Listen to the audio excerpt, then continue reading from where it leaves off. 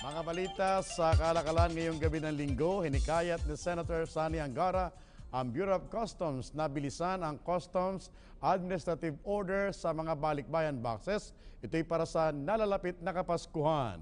Ayon sa Republic Act 10863, ang Customs Modernization and Tariff Act o CMTA na naging batas nitong nakalipas na Mayo, ang mga balikbayan boxes na pinapadala ng mga Filipino worker o resident sa ibang bansa na hindi lalagpas sa 150,000 pesos ang halaga ay dapat exempted sa taxes and duties.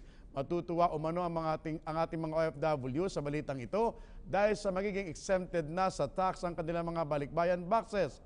Ayon kay Angara, Chair ng Senate Ways and Means, ayon sa BOC, karaniwang dumodoble ang bilang ng mga pinapadalang balikbayan boxes tuwing Christmas season. Sinabi pa ni Angara na ayon sa pag-aaral, ang isang OFW ay kadalasan nagpapadala ng balikbayan boxes sa kanilang mga pamilya 3 hanggang 4 na beses sa isang taon.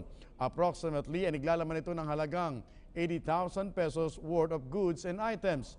Bago naaprubahan po ang CMTA, ang tax exemption ceiling para sa mga balikbayan boxes ay nasa 10,000 piso lamang.